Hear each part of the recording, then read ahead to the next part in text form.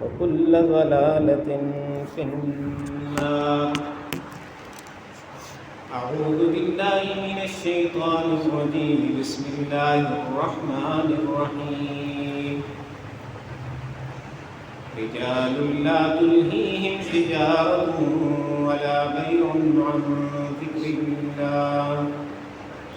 وقال النبي صلى الله عليه وسلم: التاجر الصدوق الأمين مع النبيين والشهداء والصالحين. تمام حضرات ایک مرتبہ درود پاک پڑھ لیں.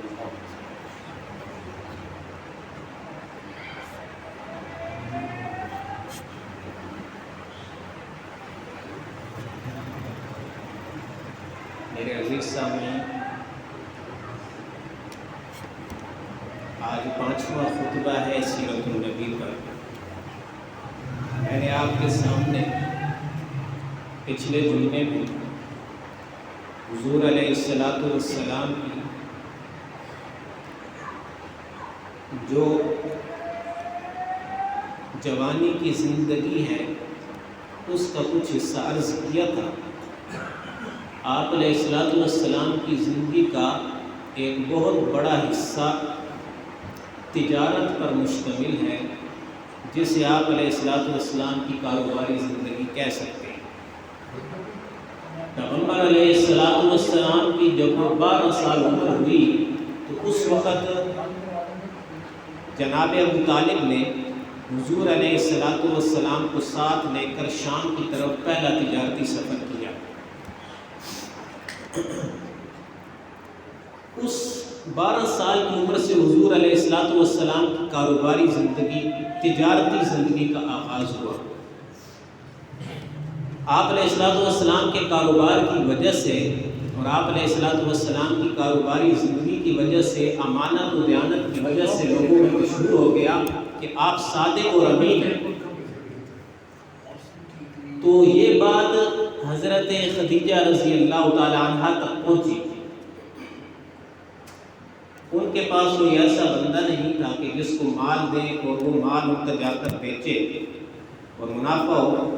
تو ان کو پتہ چلا، انہوں نے اپنے غلام میسرہ کو ساتھ بھیجا. آپ علیہ السلام کو شام کی طرف اپنا تجارت کا مال دے کر آپ علیہ السلام واپس تشریف لائے تو بہت زیادہ منافع ہوا. اتنا منافع ہوا کہ اس سے پہلے کبھی مکہ کے کسی تاجر کو اتنا منافع نہیں ہوا. لوگ بڑے متاثر ہوئے. تو میسرہ سے پوچھا کہ منافع کیسے ہوا، کیسے حضور علیہ السلام کیسے تجارت کرتے تھے وہاں پر؟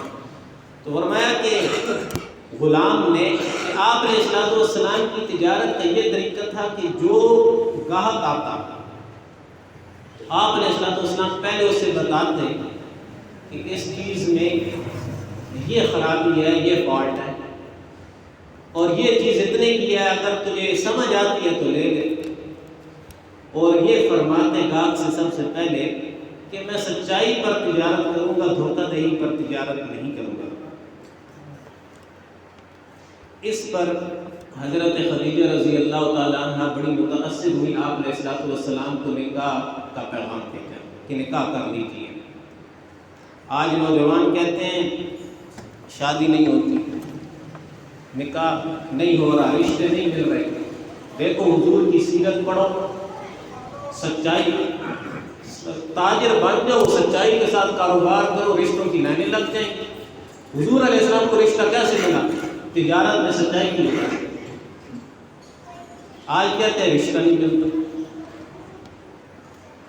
تو آپ علیہ السلام کی زندگی میں یہ 25 سال سے لے کر 35 سال تک کی جو زندگی ہے نا، یہ تجارت کے عروج کی زندگی ہے. 12 سال سے لے کر آپ علیہ السلام کی جو عمر مبارک 12 سال سے لے کر 25 سال تک آپ علیہ السلام نے جو مال کمایا تھا اس کو حضرت خدیجہ رضی اللہ تعالی عنہ کے ساتھ انویسٹ کر دیا. شراکت کے ساتھ کاروبار کیا. 35 سال تک آپ علیہ السلام نے کاروبار کیا. اس میں ایک میلہ لگتا تھا. ایک مشہور واقعہ ملتا ہے کہ آپ علیہ السلام ایک مرتبہ 20 اونٹ لے کر اس میلہ میں تشریف لے گئے، کوئی گاہک نہیں آ رہا تھا، ان میں سے ایک اونٹ ایسا تھا کہ اس کی ٹانگ جو تھی وہ لنگڑی تھی۔ تو آپ علیہ الصلوۃ والسلام کسی حاجت کی وجہ سے جانے لگے تو پیچھے کوئی بندہ تھا، اس کو کہا کہ یہ میرا مال ہے، اگر کوئی لینے آئے تو بیچ دینا اور اس کو یہ بتا دینا کہ یہ فلاں اونٹ ہے، اس کی ٹانگ لنگڑی ہے، اس کو بتانا ہے لازمی۔ تو آپ علیہ الصلوۃ والسلام تشریف لے گئے، واپس آئے تو دیکھا کہ 20 کے 20 اونٹ بک چکے ہیں اور اچھے داموں بک چکے ہیں۔ تو آپ علیہ الصلوۃ والسلام نے جنہوں نے بیچے تھے ان سے پوچھا کہ تو نے بتایا تھا کہ اس کی ٹانگ لنگڑی ہے تاکہ اس کی قیمت کم ہو جائے، اور اگر وہ چاہتا ہے لے لے تاکہ اس کو دھوکہ نہ لگے۔ تو اس نے کہا نہیں جی وہ میں بتانا بھول گیا۔ آپ علیہ الصلوۃ والسلام بڑے پریشان ہوئے، کہا کہ کس وقت لے کر گیا؟ کہا فلاں وقت لے کر گیا۔ اور کہا کون سے قبیلے کا تھا؟ کہا فلاں قبیلے کا تھا، فلاں قافلے کے ساتھ تھا، وہ قافلہ جا رہا ہوگا۔ آپ علیہ الصلوۃ والسلام نے سواری نکالی، اس کے پیچھے چلے، وہ بہت دور جا کر قافلے میں اس کو پکڑ لیا اور کہا بھائی آپ نے 20 اونٹ لیے تھے، وہ میرے اونٹ تھے، میں نے اس کو بتایا تھا لیکن یہ بتانا بھول گیا تھا، تو یہ 20واں جو اونٹ ہے نا اس کی ٹانگ میں فالٹ ہے، تو تیری مرضی ہے، اگر تو لینا چاہتا ہے تو لے لے اور آدھی قیمت میں تجھے واپس کر دیتا ہوں اس اونٹ کی، اور اگر نہیں لینا چاہتا تو تیری مرضی، مجھے واپس کر دے، ساری قیمت تجھے دے۔ تو یہ جو چیز تھی نا یہ کاروباری زندگی، اہم ترین بات جو ہے میں آپ کے سامنے عرض کرنے لگا ہوں کہ یہ کاروباری زندگی جو تھی اس کا نبوت پر بہت گہرا اثر ہے۔ حضور علیہ الصلوۃ والسلام کی جو نبوت والی زندگی ہے اس پر بہت زیادہ اس کا اثر ہے۔ یہ وہی لوگ تھے جن کو آپ علیہ السلام جن کے پیچھے پہنچے قافلے والے کہ جب آپ علیہ السلام نے نبوت کا اعلان کیا تو سارے آئے اور فوراً کلمہ پڑھ کر مسلمان ہو گئے۔ یہ تجارتی زندگی کا اثر تھا ان کے دلوں پر کہ کیسا سچا نبی ہے۔ میں نے آپ کے سامنے جو آیت مبارکہ پڑھی رجال لا تلہیہم سورۃ النور، یہاں پر اللہ تبارک و تعالیٰ نے ارشاد فرمایا پیچھے کے جو نیک لوگ ہیں وہ نماز پڑھتے ہیں کثرت سے اللہ کے گھر میں، عبادات کرتے ہیں صبح و شام، رجال لا تلہیہم، وہ ایسے مرد ہیں کہ تجارت ان کو غافل نہیں کرتی۔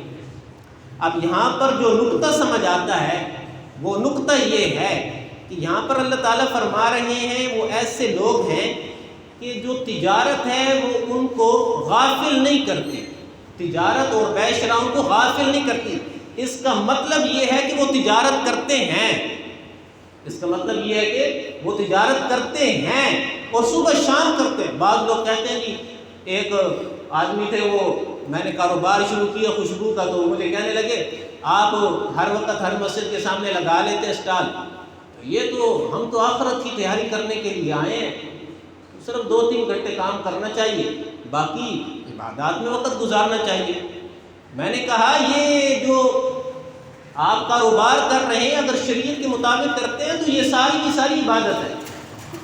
اور دیکھیں نا اللہ تعالیٰ فرما رہے ہیں لا تلہیہم تجارت، وہ پورا رات دن تجارت کرتے ہیں، رات دن تجارت کرتے ہیں لیکن وہ تجارت ان کو غافل نہیں کرتی ہے، یعنی کہ ایسی تجارت نہیں کرتے کہ بالکل تجارت کے پیچھے لگے رہے، تجارت بھی کرتے ہیں لیکن اچھا تجارت میں یہ بات نوٹ رکھیں کہ بزنس میں جو انسان کی نیت ہونی چاہیے نا وہ پیسہ بنانے کی نہیں ہونی چاہیے۔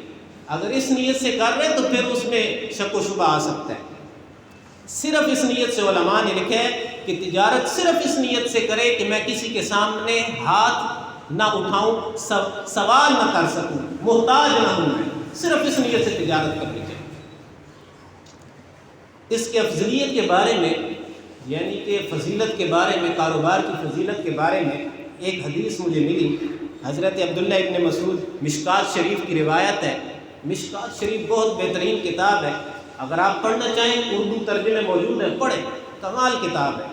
اس میں حضرت عبداللہ ابن مسعود رضی اللہ تعالیٰ عنہ سے روایت ہے، فرماتے ہیں کہ آپ علیہ السلام نے فرمایا فرائض کے بعد نماز، روزہ، زکوٰۃ، یہ فرائض ہے، فرائض کے بعد حلال کمائی کا حاصل کرنا فرض ہے۔ فرائض کے بعد حلال کمائی کا حاصل کرنا فرض ہے۔ ایک اور حدیث مبارکہ میں آپ علیہ الصلوۃ والسلام نے حضرت مقدام کی روایت میں، میں آپ علیہ الصلوۃ والسلام کی حدیثیں پڑھ رہا ہوں، عربی نہیں پڑھ رہا، فائدہ نہیں ہے، ٹائم کم ہے، تو یہ مستند روایات ہیں کہ حضرت مقدام کی روایت میں ہے کہ آپ علیہ السلام نے فرمایا اس آدمی سے بہتر کسی نے کھایا ہی نہیں، اس آدمی سے بہتر کسی نے کھایا ہی نہیں جس نے اپنے ہاتھ کی کمائی سے کھایا ہو۔ اسی طرح آپ علیہ الصلوۃ والسلام نے تجارت کے اصول و ضوابط بھی بتائے کہ نیک تاجر کے اوصاف کیا ہوتے ہیں، اس کی خوبیاں کیا ہوتی ہیں، تجارت کرنی ہے تو اس کے اصول کیا ہیں۔ تو مجھے ایک روایت ملی حضرت ابو امامہ رضی اللہ تعالیٰ عنہ سے مروی ہے کہ آپ علیہ السلام نے فرمایا یہ 4 باتیں جس پہ پائی جائیں اس سے بہتر کسی کی کمائی نہیں۔ 4 اصول یا 4 باتیں سمجھ لیں، جس کی کمائی میں یہ 4 باتیں پائی جائیں اس سے بہتر کسی کی کمائی ہے ہی نہیں۔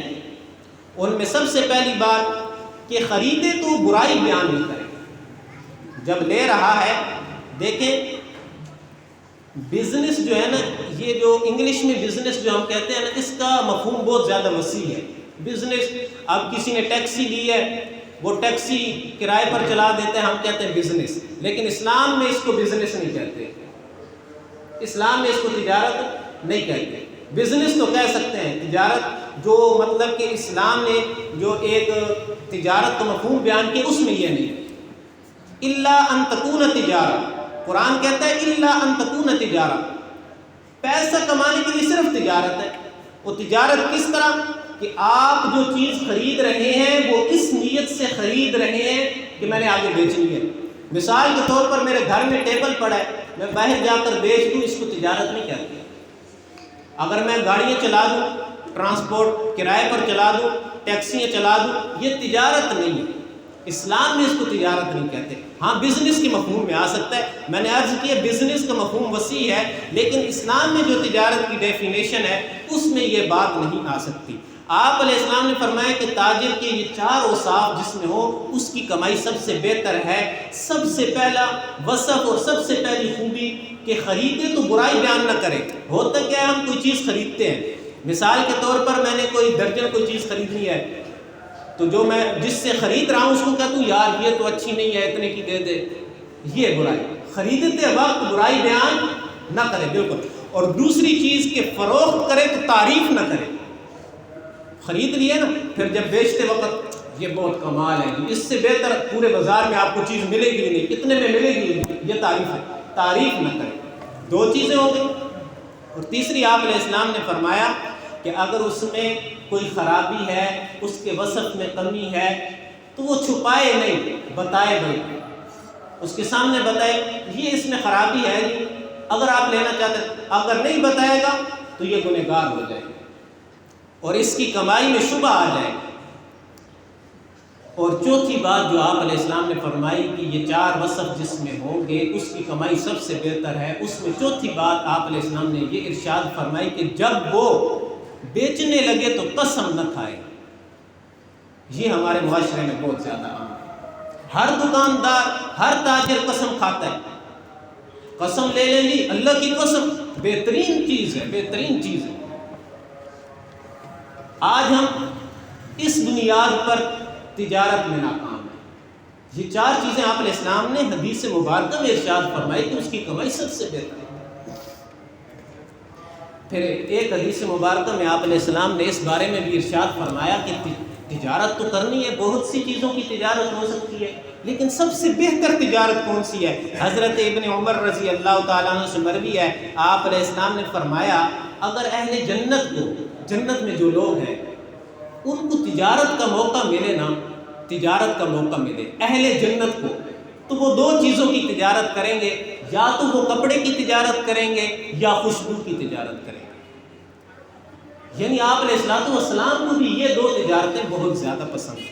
یہ مجمع الزوائد بہترین حدیث کی کتاب ہے، اس میں یہ بات، اس میں یہ روایت موجود ہے۔ سیدنا ابو ہریرہ رضی اللہ تعالیٰ عنہ کپڑے کی تجارت کے حوالے سے ایک ایسی حدیث بھی ملتی ہے، فرماتے ہیں کہ کپڑے کی تجارت تم پر فرض ہے۔ حضرت ابو ہریرہ رضی اللہ تعالیٰ عنہ کی ایک روایت ایسی بھی ملتی ہے کہ کپڑے کی تجارت تم پر فرض ہے، لیکن یاد رکھیں فرض دو ہوتے ہیں، ایک فرض کفایہ ہوتا ہے، یہ فرض کفایہ ہے، جیسا کہ جنازہ ہے، جنازہ بھی فرض کفایہ ہے۔ مثال کے طور پر ہم فاضلیے میں رہتے ہیں، فاضلیے میں ایک بندہ بھی تجارت نہ کرے ہم سارے گنہگار ہوں گے، ایک بندے کا تجارت کرنا ضروری ہے، فرض کفایہ ہے، تجارت کیا ہے جی؟ فرض کفایہ ہے، ایک بندے نے کر لیا سب کی طرف سے کافی ہو جائے۔ اور جو ہم دھوکہ کرتے ہیں تجارت میں، اس بارے میں آپ علیہ السلام نے کیا ارشاد فرمایا کہ آپ علیہ السلام ایک جگہ سے گزرے تو دیکھا کہ وہ گندم تھی غالباً، وہ اس نے نیچے وہ کیا نام ہے گندم جو خراب تھی وہ نیچے رکھی تھی، اوپر بڑی خوبصورت لگ رہی تھی، تو آپ علیہ السلام کو ایسے پتہ چلا کہ یہ نیچے خراب ہے، تو اس سے پوچھا، نے کہا یا رسول اللہ تجارت ہے سب کچھ چلتا ہے، تو آپ علیہ السلام نے وہاں ایک جملہ فرمایا، من غش فلیس منا، جو دھوکہ کرے وہ ہم میں سے ہرگز نہیں ہے، جو دھوکہ کرے وہ ہم میں سے ہرگز نہیں ہے۔ تجارت کی بنیاد سچائی پر ہونی چاہیے۔ آپ علیہ السلام سے کسی نے پوچھا یا رسول اللہ صلی اللہ علیہ وسلم، آپ کی امت میں آپ کو کیا لگتا ہے کوئی بخیل بھی ہو سکتا ہے؟ فرمایا ہاں بخیل ہو سکتا ہے۔ آپ نے السلام سے پھر پوچھا یا رسول اللہ آپ کو کیا لگتا ہے آپ کی امت میں کوئی بزدل ہو سکتا ہے؟ کہا بالکل ہو سکتا ہے، مجھے میری امت سے یہ توقع ہے، بخیل بھی ہو سکتے ہیں، بزدل بھی ہو سکتے ہیں۔ پھر پوچھا یا رسول اللہ کہ آپ کو یہ توقع ہے کہ آپ کی امت میں کوئی جھوٹ بولنے والا بھی ہو سکتا ہے؟ کہا نہیں، یہ مجھے بالکل توقع نہیں ہے کہ میرا امتی ہو اور جھوٹ بولے، یہ ممکن نہیں ہے کہ میرا امتی ہو اور جھوٹ بولے، جھوٹ نہیں بولے۔ یہ جو میں نے حدیث مبارکہ آپ کے سامنے پڑھی، التاجر الصدوق الامین مع النبیین والصدیقین والشہداء والصالحین، دیکھیں تاجر کو کتنا بڑا رتبہ ہے۔ آپ علیہ السلام فرما رہے ہیں جو سچا تاجر ہو، التاجر الصدوق الامین، امانت دار اور سچا تاجر ہو، اس کا حشر کیسا ہوگا؟ وہ نبیوں کے ساتھ ہوگا، نبیوں کے ساتھ، کتنا بڑا رتبہ ہے، غور کریں کبھی، نبیوں کے ساتھ ہوگا، والصدیقین، صدیقین کے ساتھ ہوگا، والشہداء، شہداء کے ساتھ ہوگا۔ شہداء کون ہے؟ سیدنا عمر رضی اللہ تعالیٰ عنہ شہداء میں ہیں، سیدنا عثمان رضی اللہ تعالیٰ عنہ شہداء میں ہیں، حضرت علی رضی اللہ تعالیٰ عنہ اور سارے صحابہ کرام، یعنی کہ صدیقین کہا اس کا مطلب ہے صدیق اکبر رضی اللہ تعالیٰ عنہ، کیونکہ وہ شہید نہیں ہے۔ اور پھر فرمایا والشہداء، سارے شہید، یعنی کہ صحابہ کرام کے ساتھ وہ بندہ ہوگا، نبیوں کے ساتھ ہوگا جس کی تجارت سچائی کی بنیاد پر ہوگی۔ اور آپ جانتے ہیں پیغمبر علیہ السلام کے صحابہ میں ایک صحابی ایسے تھے جو بڑے امیر ترین آدمی، وہ کون تھے؟ سیدنا عبد الرحمن بن عوف۔ اور یہ وہ صحابہ ہیں، ان صحابہ میں سے ہیں کہ جن کو دنیا میں جنت کی بشارت سنائی گئی، عشرہ مبشرہ کے صحابہ میں سیدنا عبد الرحمن بن عوف۔ ان کا واقعہ آپ جانتے ہیں، حضور علیہ السلام جب مکہ سے مدینہ کی طرف ہجرت فرما کر آئے تو وہاں پر آپ علیہ السلام نے مواخات کا، بھائی چارے کا رشتہ قائم کیا۔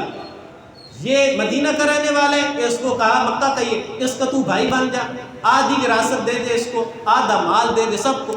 حضرت عبد الرحمن بن عوف رضی اللہ تعالیٰ عنہ کو بھی اسی طرح کہا، کچھ مال نہیں تھا، بالکل خالی ہاتھ آئے، مکہ کے بڑے تاجر تھے، خالی ہاتھ سب کچھ چھوڑ کر آئے، بالکل خالی ہاتھ، 1 روپیہ بھی نہیں، اور کہا کہ تو اس کے ساتھ چلا جا۔ حضرت عبد الرحمن بن عوف رضی اللہ تعالیٰ عنہ جب اس کے پاس آئے تو اس نے کہا کہ میں آپ کو آدھا مال دیتا ہوں، میری 2 بیویاں، ایک بیوی کو طلاق دیتا ہوں، آپ شادی کر لیں۔ تو سیدنا عبد الرحمن بن عوف رضی اللہ تعالیٰ عنہ نے کہا نہیں، یہ چیز مجھے ضرورت نہیں ہے، مجھے یہ بتا کہ بازار کہاں ہے۔ کیا کہا؟ مجھے یہ بتا کہ بازار کہاں ہے۔ لوگ کہتے ہیں کاروبار کیسے شروع کریں، پیسے ہی نہیں ہے، کہاں سے انویسٹ کریں؟ حضرت عبد الرحمن، میں بتا دوں 1 روپیہ بھی نہیں ہے، مجھے بتا کہ بازار کہاں ہے۔ انہوں نے کہا جی فلاں۔ حضرت عبد الرحمن بن عوف رضی اللہ تعالیٰ عنہ بازار میں گئے، عورت بھی نہیں لی، مال بھی نہیں لیے، بازار میں گئے، ایک جگہ سے تھوڑا سا مال لیا، کہا تجھے ابھی دیتا ہوں پیسے، آگے جا کر منافع پر بیچ دیا، اس کا پیسہ واپس کیا، جو منافع آیا تھا وہ منافع سے دوسری جگہ سے مال لیا، وہ آگے جا کر بیچ دیا۔ علماء نے لکھا جب شام کو گھر واپس آئے بہت زیادہ مال و دولت لے کر آئے، اور اتنا مال و دولت، آپ اندازہ لگائیں کہ آج کل اگر دیکھا جائے تو تقریباً 3,10,20,00,000 روپے دینار، 20 لاکھ دینار حضرت عبد الرحمن بن عوف رضی اللہ تعالیٰ عنہ جب وفات پائی تو 3,20,20,00,000 دینار، کتنا!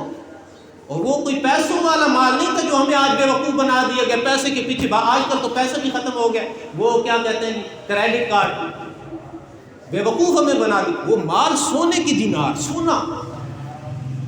اور جب دنیا سے رخصت ہوئے، میں عرض کروں جب مدینہ میں آئے بیوی نہیں لی، 1 روپیہ بھی نہیں، لیکن جب دنیا سے رخصت ہوئے 4 بیویاں تھیں۔ اور وراثت کے مسائل میں آپ پڑھیں گے کہ 8واں حصہ بیوی کو ملتا ہے وراثت میں سے، اس 8ویں حصے، اب 4 بیویں تھیں، اس 8ویں حصے کی بھی 4 حصے کرنے تھے۔ تو علماء نے لکھا ہے کہ اس میں سے ایک بیوی کو وراثت میں جتنا حصہ ملا، وہ جو سونا تھا صبح سے لے کر شام تک مزدور وہ سونا کاٹتے رہے، ختم نہیں ہو رہا۔ اتنا مال ہوگا، اتنا مال ہوگا حضرت عبد الرحمن بن عوف رضی اللہ تعالیٰ۔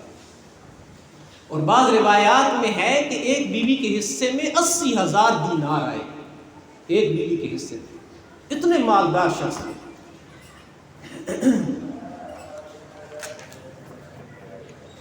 اور آپ علیہ السلام کی احادیث مبارکہ میں اس بات کا بھی ثبوت ملتا ہے کہ آپ علیہ السلام نے کئی احادیث میں یہ بات ملتی ہے کہ آپ علیہ السلام نے صبح کے وقت میں برکت کے لیے دعا مانگی ہے۔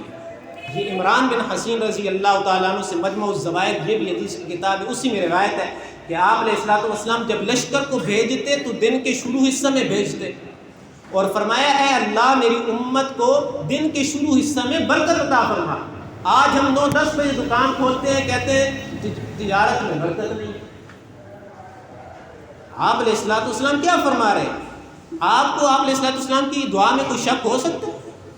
آپ علیہ السلام نے دعا مانگ لی، قبول ہو گئی، برکت ہے صبح کے وقت میں، تو صبح کے وقت کھولے۔ وہ ایک وقت ہوتا تھا کہ فجر کے بعد پورا بازار کھل جایا کرتا تھا، وہ کوئی دور کا وقت نہیں تھا، آپ کے ہندوستان کا وقت۔ تو معلوم ہوا آپ علیہ السلام نے سب سے زیادہ جس چیز کو پسند فرمایا وہ ملازمت نہیں ہے، کاروبار ہے۔ آپ علیہ السلام کی پوری زندگی 12 سال سے لے کر 35 سال تک کاروباری زندگی، آپ علیہ السلام نے کاروبار کو پسند فرمایا اور سچائی پر کاروبار کی بنیاد فرمایا الصدق ینجی والکذب یہلک، سچائی سے انسان کو نجات ملتی ہے، جھوٹ سے انسان ہلاک ہو جاتا ہے۔ آج ہماری ساری تجارت کی بنیاد ہی جھوٹ پر ہے، سود پر ہے، یہ ہمیں دھوکہ لگا ہے۔ آپ جانتے ہیں انڈونیشیا اور ملائیشیا میں آج سب سے زیادہ مسلمان ہیں۔ وہ لوگ مسلمان کیسے ہوئے؟ وہ تاجروں کے صدق اور امانت کو دیکھ کر مسلمان ہوئے۔ وہاں پر کوئی مسلمان نہیں تھا، یہاں سے مسلمان یمن سے وہاں پر تجارت کے لیے گئے، انہوں نے ان کی تجارت دیکھی، انہوں نے کہا یہ کون سا دین ہے، انہوں نے اسلام کو قبول کیا۔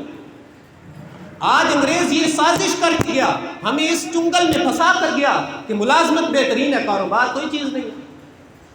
ہماری تعلیم کی بنیاد ہی اس پر ہے کہ ہم نے ملازمت لینی ہے۔ تعلیم اس کا نام تھوڑی ہے، تعلیم تو تربیت کا نام ہے کہ میں معاشرے میں ایک انسان بن کر ہوں۔ آج جو ڈگریاں لے رہے، جو پی ایچ ڈی جس نے کر لی ہے، وہ کاروبار کی طرف نہیں آئے گا، لیکن میں نے اتنا پیسہ لگایا میں نے کیوں حاصل کی ہے، اس کا ذہن یہ بنا دیا گیا۔ ہمیں اسلام سے تجارت کا ثبوت ملتا ہے۔ دیکھو صحابہ کرام نے تجارت کی ہے، امام اعظم ابو حنیفہ رحمۃ اللہ علیہ نے تجارت نہیں کی، وہ کیسی تجارت کی؟ بہترین قسم کی، اس کپڑے کے سب سے بڑے اپنے وقت کے تاجر تھے۔ آج ہم تجارت سے دور ہو گئے، یہ انگریز بہت بڑی سازش کر کے گیا۔ اس کو یہ پتہ تھا جہاں پر تجارت ہوگی اور سچ کی بنیاد پر ہوگی اسلام پھیلے گا، اس نے یہ سازش کی، ہمیں ملازمت پر لگایا۔ اور جہاں پر آج انگریز کا تسلط کم تھا، آج بھی وہاں پر تجارت سب سے زیادہ عروج پر ہے۔ آپ دیکھتے نہیں ہیں پوری دنیا میں پٹھان سب سے زیادہ تجارت میں، کیونکہ انگریز کا تسلط پٹھان پر اتنا زیادہ نہیں پھیلا، یہ وجہ ہے۔ آج جا کر دیکھیں آپ دوسرے ممالک میں بڑے بڑے ہوٹل ہیں، بڑی بڑی، ان کی تجارت سب سے بڑی ہے، سب سے زیادہ آپ کو پٹھان نظر آئیں گے پوری دنیا میں۔ تو اسلام ہمیں تجارت کا سبق دے رہا ہے، اور آج تو ہم دھوکے کی بنیاد پر، کیونکہ ہمارا ذہن ہی یہ نکل گیا کہ تجارت کوئی چیز کیا تھی، یہ ذہن سے نکل گیا۔ ایک ہندوستان کا واقعہ، ہندوستان میں ایک بہت بڑا ڈاکو تھا، اس نے اپنے چیلے رکھے ہوئے تھے، شام کے ٹائم ان سے حساب لیتا تھا کہ بتاؤ تو نے آج کیا ڈاکہ مارا. تو ایک دن ایک چیلا آیا، اس کو کہا تو نے کیا ڈاکہ مارا؟ اس نے کہا 2 روپے. انہوں نے کہا یہ 2 روپے کہاں سے لے کر آئے بے وقوف، 2 روپے کا ڈاکہ مارا تو نے؟ اس نے کہا جی ہاتھ بہت بڑی مال پہ پڑ گیا تھا، لیکن بس وہ میں نے جان بوجھ کر چھوڑ دیا. اس نے کہا کیسے؟ انہوں نے کہا عیسائی جا رہا تھا تو میں نے اس کی جیب سے بٹوا نکال لیا، بڑا پیسہ تھا. لیکن مجھے ایک چیز کیا نام ہے سوچ کر نا بڑا افسوس ہوا اور مجھے دکھ لگا. میں نے کہا نہیں واپس کرنی چاہیے کہ یہ عیسائی ہے اور میں مسلمان ہوں. تو قیامت کے دن اگر اس کے نبی نے میرے نبی سے پوچھ لیا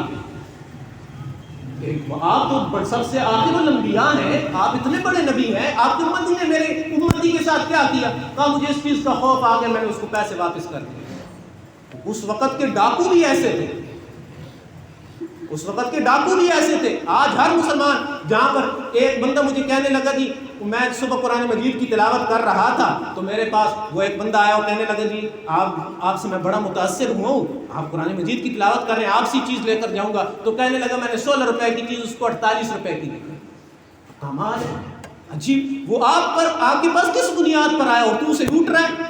سب سے زیادہ جو پہچان والا ہوتا ہے وہ لوٹتا ہے.